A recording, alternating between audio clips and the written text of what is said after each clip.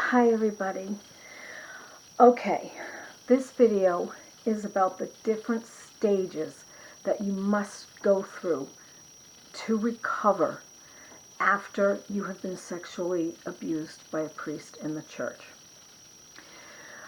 Denial is one of the most powerful tactics there ever have been. It's been going on forever. So you have to suffer with your own denial that it happened. And then knowing that it did when you can process it.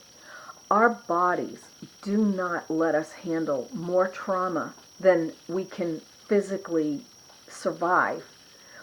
And so a lot of times after something this heinous, the first thing we do is go into denial and it didn't happen and why me and blame and all kinds of emotions. The mistake we did when we put men on the earth was try to deny them their pain, when men feel pain just as much as women. And then for a man to have to come forward to himself and to anybody else with this amount of pain and shame that they shouldn't even be wearing, the perpetrator should. It's they just go into almost not remission, but into like a silence, into a cocoon. The thing that every man has to do is, number one, face that this was not their fault, but denying your feelings is going to cost you everything. You need to own all of it. And there's days when you're going to be angry. There's days when you want revenge. There's days when you want to come forward, when you want the perpetrator to go to jail. There's other days where the church and the religion and the guilt overwhelms you. And you go, I can't deal with this. I don't want to say anything. And then you internalize it and you suffer. And and a lot of times people self-sabotage. They want to die. They just do things. They drink, they smoke, they overeat. Every symptom that comes with every aching thing that we endure happens for this. And they're all legitimate. There's nothing about blame in here, because trying to cope with this type of a magnitude of a violation, it's your human spirit and soul. What do you need to do about it? You need to mourn. You need to let every painful moment out. Mostly, I would do it in writing to myself. The problem with every other form of telling, it's that you almost get re-victimized again to tell it to anybody. And I'm going to make an entire video after this one about what happens when you tell family and that becomes a problem. But in this scenario about telling the community, reporting the priest,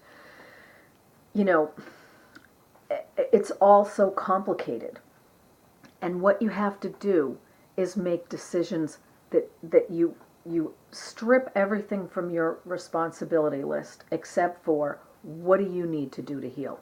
Forget what they go through. Forget everything about what it's going to cost somebody else. And you need to figure out your personal price. Your personal price is huge, but I'm trying to help you figure out to minimize it. And since every person who is victimized is different, it's a different remedy for everybody. My advice to most victims is the less people that you tell, the better for you.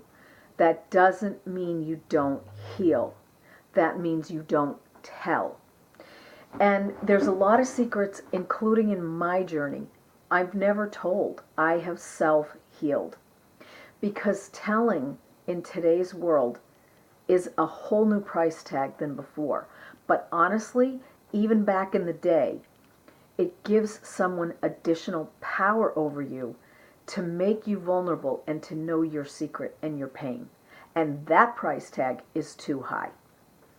And so your price tag to yourself, from what they did for the first thing, is put you down to zero, because lose your value and your self-worth temporarily.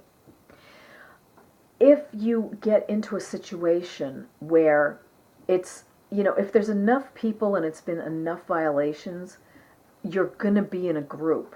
But the difference in a group is that everybody handles it differently. And some victims that you actually try to depend on actually wimp out. I remember being in a lawsuit with all of us that got ripped off. I think there was 46 employees that got ripped off at our hotel by our wages. They stole our money.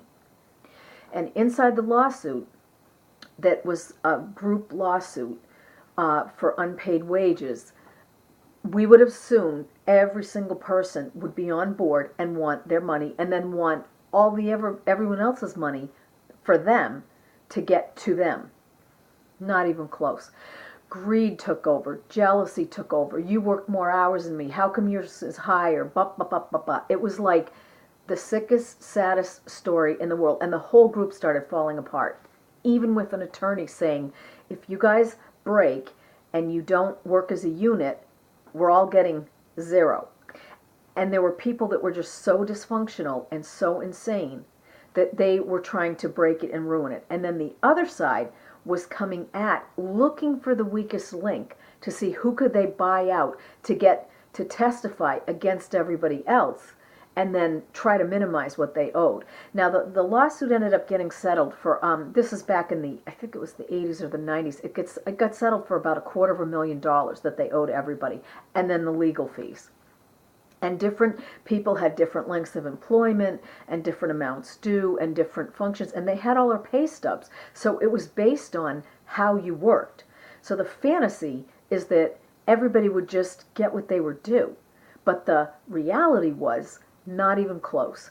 People tried to break that lawsuit. And there's this other side, like predators, praying over everybody, going, who can we buy out? And if we get 3 of the, so many victims, then we'll get 4, then we'll get 5.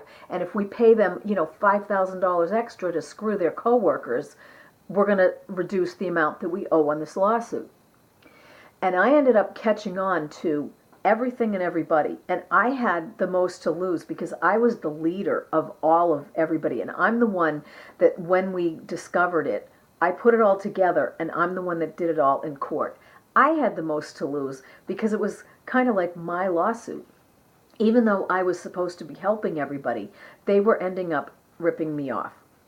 So finally, I ended up calling the other side and saying, these people now have an attorney. I will settle for this much, which was about $20,000 less than I had to take. And I said, I want out. And either you have a 1 day, 24 hours to take it, or I'll stay in it. And they took it because they saved that. But they later tried to buy me for $50,000 to finish off paying the last 18 people. And I said no, because I didn't want to be bought that way because of my integrity. There's times I got so mad at how they undervalued what I did for them that I wished that I had gone in and done that. But in reality, when you do that and you compromise yourself, it's going to hit you some other way, some other time. But my point, if you're in a group and you have been violated by a priest, you think there's going to be unison among the victims that all feel the same way and they're all going to tell the truth in the story. There's going to be weaker links within that group, if it ever happens that way, that can be manipulated, bought, even told to lie and say, well, I said it happened, but it didn't happen, so that they create reasonable doubt, and then the priest and the church continues on. So the fantasy that you're going to have company and other people that get it, get rid of the fantasy, because it's not going to happen.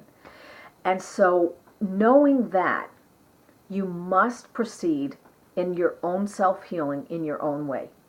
Now, unfortunately, the video that I copied that came off of PivotShare came out a little blurry, but it's a great video, and you can get a lot from it, even though the picture is a copy of a copy. And there was once you put it on there was no way to take it back because I deleted the original. But I don't have a way to recreate that. So in this video, what I'm trying to tell you is be a one-man show and heal you, take care of you, and do what you need. And that being said, it's different for every victim.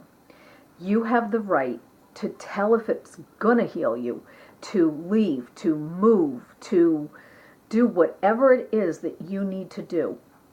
And you need to be okay with it.